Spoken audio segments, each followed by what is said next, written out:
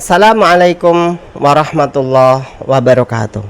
Jamaah rahimakumullah dimanapun Anda berada, izinkan hari ini saya mengupas tentang esensi peringatan Maulud Nabi Shallallahu Alaihi Wasallam karena kita sudah masuk di bulan yang sangat mulia, yaitu bulan Rabiul Awal, di mana Rasul Shallallahu Alaihi Wasallam lahir di bulan itu di tahun gajah dulu. Jamaah rahimakumullah, kenapa sih kita kemudian memperingati peringatan dari Maulud Nabi Shallallahu Alaihi Wasallam? Tentunya ada banyak sekali hikmah yang ada di dalamnya yang harus kita ketahui bersama. Yang pertama adalah menumbuhkan kecintaan kita kepada baginda Rasul Shallallahu Alaihi Wasallam. Karena Rasul Shallallahu Alaihi Wasallam juga mengajarkan kita dalam hadisnya, "Allimu auladakum salasa khisalin, hubba nabiyikum wa hubba ahli baitihi wa qiraatal Quran." Dalam hadisnya disebutkan seperti itu. Ajarkan anak-anak kalian untuk 3 hal ini. Esensi berarti ini pengajaran ya. Pertama adalah cinta kepada nabi-nabi kalian. Bagaimana kita mengajarkan anak-anak kita untuk mencintai Nabi kita Sallallahu Alaihi Wasallam. Yang kedua adalah mencintai para keluarganya. Yang ketiga adalah mencintai membaca Al-Quran. Berarti 3 aspek ini harus kita tekankan kepada anak-anak kita jika memang kita menjadi seorang muslim yang sejati. Dengan mencintai Rasul Sallallahu Alaihi Wasallam, kita juga menumbuhkan dalam kehidupan mereka bagaimanakah Rasul hidup dan menjadi suri tauladan yang baik untuk mereka. Bagaimanakah tata cara Rasul Sallallahu Alaihi Wasallam memakan, minum, pakai sendal, berpakaian, tata krama, akhlakul kalimah kepada orang lain, mencintai orang tua dan lain sebagainya. Semuanya berdasarkan Rasul Shallallahu Alaihi Wasallam yang kita tumbuhkan dalam kehidupan keluarga kita. Dengan cara apa itu? Nak, kalau mau tidur baca apa nak? Kalau mau makan baca apa nak? Kalau mau ke masjid, keluar rumah, mau sekolah, mau naik kendaraan, baca apa nak? Semuanya kalau memang kita dasarkan dari sunnah-sunnah Rasul Sallallahu Alaihi Wasallam, maka akan menumbuhkan kecintaan yang luar biasa bagi mereka. Yang kedua jamaah rahimakumullah, kecintaan kepada Nabi kita wujudkan juga di dalam sirah yang kita ceritakan sebelum mereka tidur. Ayo dengarkan semuanya anak-anak. Adik-adik, bila mana belum mempunyai anak, adiknya bisa diceritakan. Kita akan bercerita hari ini mengenal tentang sosok Nabi Muhammad SAW. Ini harus kita tekankan. Jangan sampai mereka kemudian mendengar kisah yang lain selain dari Rasul SAW atau sebelum mendengar kisah dari Rasul SAW. Sehingga profil ini akan melekat dalam benaknya ketika waktu kecil hingga tumbuh mereka menjadi sosok yang dewasa, menjadikan Rasul sebagai idola bagi kehidupan mereka. Jangan sampai juga mereka mengidolakan orang-orang yang harusnya tidak berhak untuk diidolakan. Artis misalkan, YouTuber misalkan, orang yang pintar misalkan, dukun misalkan, dan lain sebagainya, politikus misalkan. Ini adalah kecintaan Rasul Sallallahu Alaihi Wasallam. Yang kedua adalah mengenal dan menghayati perjuangan Rasul Sallallahu Alaihi Wasallam. Bagaimanakah dakwah ini dimulai dari dakwah sirriyah dengan rahasia-rahasia di tahun pertama, kedua, ketiga, dari mulut ke mulut, sampai akhirnya Allah memerintahkan untuk berdakwah secara terang-terangan, kemudian mendapatkan caci maki dari berbagai orang jamaah, hinaan, cacian, lemparan dan lain sebagainya. Ini tidak perjuangan yang ecek-ecek teman-teman. Ini adalah perjuangan yang luar biasa. Jika tidak ada beliau, mungkin bisa jadi hari ini kita dalam kondisi orang yang tidak jelas bagaimana kehidupannya. Seperti halnya orang-orang jahiliyah dulu. Mereka saling membunuh satu sama lain. Mereka menghabisi anaknya sendiri, perempuan, karena malu. Mereka juga akan membantai satu sama lain, suku antar suku.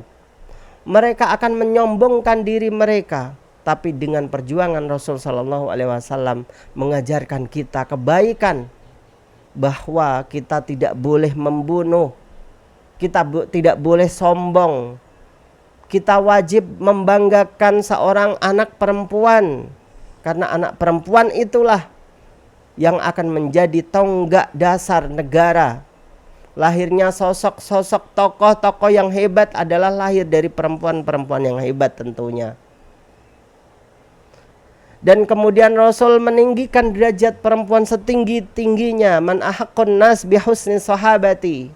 Siapakah yang berhak untuk kami abdikan diri kami wahai Rasul sallallahu alaihi wasallam? Kata Rasul, ummuka, ummuka, ummuka. 3 kali Rasul mengatakan ibumu, ibumu, ibumu, baru ayahmu. Menunjukkan arti bahwa perempuan ini lebih tinggi derajatnya daripada kaum laki-laki. Kemudian diangkat lagi al-jannatu tahta aqdamil ummahat, bahwa surga ada di bawah telapak kaki para ibu. Subhanallah, bukanlah para bapak, meskipun para bapaklah yang berjuang untuk mencari nafkah, namun ibulah yang berjuang untuk kehidupan mereka, menyusui, melahirkan, membesarkan, mengandung. Ini aspek yang tidak mungkin akan dimiliki oleh seorang laki-laki. Jamaah rahimakumullah, bahwa yang berikutnya adalah meneladani akhlak Rasul sallallahu alaihi wasallam. Baginda mengajarkan kepada umatnya banyak hal. Jangan sampai kita kemudian menjadi umat yang sombong. Beliau senantiasa mengajarkan kita kesederhanaan. Bahkan beliau pernah tidur itu dalam kondisi senantiasa tentunya ya, malahan di atas tikar yang terajut dari pelepah kurma. Kemudian Umar bin Khattab melihat beliau, kulit beliau ada bekas-bekas tikar tersebut. Nangis Umar bin Khattab, wahai Rasul, lihatlah raja-raja Persia, raja-raja Romawi, mereka tidur di atas kasur yang empuk. Kemudian apa jawab beliau? Apakah kita mau kehidupan kita di akhirat nanti akan digantikan dengan kehidupan kita di dunia? Tentu saja kita tidak mau jamaah. Inilah kesederhanaan yang sangat luar biasa. Bahkan Rasul sallallahu alaihi wasallam mengatakan man jarra saubahu khuyala lam yang durillah yaumal qiyamah. Barang siapa yang menjulurkan sarung atau celana hingga ke mata kaki, maka Allah tidak akan melihatnya di akhirat nanti. Ini aspek kesombongan di zaman dahulu adalah bagaimana seorang menjulurkan celana hingga ke mata kaki. Tapi tentunya ini berbeda aspeknya kalau di zaman sekarang, karena memang celana ini murah sekali di zaman modern ini, sementara di zaman itu sangat luar biasa mahal. Apalagi kalau memang dari sutra yang sangat mahal sekali. Dan ini juga dikatakan seluruh umatnya laki-laki tidak boleh memakai sutra, karena sutra ini hanya diperuntukkan untuk perempuan, tidak boleh laki-laki. Maka jamaah, ini kesederhanaan yang sangat luar biasa yang harus kita ketahui bersama. Dan itu akan kita hidupkan dengan apa? dengan peringatan Maulud Nabi Sallallahu Alaihi Wasallam, dengan membaca sirah beliau di dalam Al-Barzanji, Simtud Durar, dengan bersolawat, karena barang siapa yang bersolawat 1 kali maka Allah akan bersolawat kepadanya 10 kali. Man shalla alayya salatan sallallahu biha asyran. Inilah yang hebat dari kehidupan Rasul Sallallahu Alaihi Wasallam. Yang berikutnya adalah menghidupkan sunnah dalam kehidupan kita serta mempertebal keimanan kita dan ketakwaan kita. Iman ini jamaah seperti halnya fluktuatif, seperti halnya rupiah yang naik turun. Kadang ada naik, kadang ada turun. Inilah iman. Al-iman yazdad wa yanqus. Kalau kita imannya tinggi, kita seakan-akan ingin membaca Al-Quran terus, ingin ke masjid, ingin dekat dengan Allah. Tapi kemudian iman kita turun ke titik yang nadir, akhirnya jarang kita sholat ke masjid, jarang kita membaca Al-Quran, jarang kita zikir dan lain sebagainya. Maka dengan cara memperingati Maulud Nabi Sallallahu Alaihi Wasallam dan menghidupkan sunnah-sunnah beliau dalam kehidupan kita, kita akan merasa bahwa diri kita ini dekat dengan Rasul Sallallahu Alaihi Wasallam. Ini loh yang diajarkan Rasul. Jangan sampai kita kehilangan jati diri sebagai seorang umat. Jauhkan diri kita dari hal-hal yang buruk sehingga kita senantiasa meneladani peran beliau dalam kehidupan kita. Menghidupkan sunnah ini sangat luar biasa jamaah. Yang berikutnya adalah menumbuhkan kepedulian sosial kepada sesama. Apalagi kita tahu setelah dampak dari perang Iran, Israel dan Amerika, banyak sekali orang-orang yang di PHK. Ekonomi global ini sedang tidak baik-baik saja.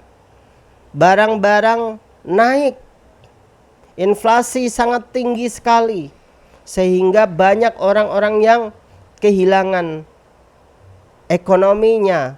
Dia dikeluarkan dari perusahaan tertentu, misalkan tidak mempunyai penghidupan yang layak, sehingga jamaah rahimakumullah wajib kita sebagai seorang tetangga atau seorang muslim iba terhadap beliau, memberikan sedikit yang kita punyai untuk mereka yang membutuhkan. Karena Rasul menekankan al-muslim lil muslim kal bunyan yashudduhu ba'duhu ba'dan. Muslim satu dengan yang lainnya seperti halnya satu bangunan yang saling kuat menguatkan. Kita tahu kita ada yang menjadi atap, ada yang menjadi bawahan, ya, ada yang menjadi tiang dalam kehidupan ini. Ada yang menjadi WC. Tentunya kalau kita ada yang menjadi WC, tidak boleh yang atap itu menghina WC-nya. Bayangkan saja rumah yang hebat, yang bagus, ternyata tidak ada pembuangannya di situ. Kalau BAB kemana? Kalau pipis kemana? Bingung dia. Maka kotor semuanya.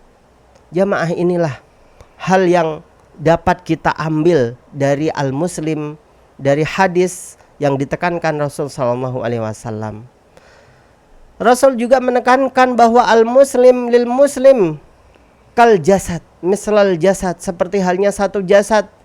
Jika salah satu terkena sakit, maka seluruh tubuh akan merasakan tidak enak.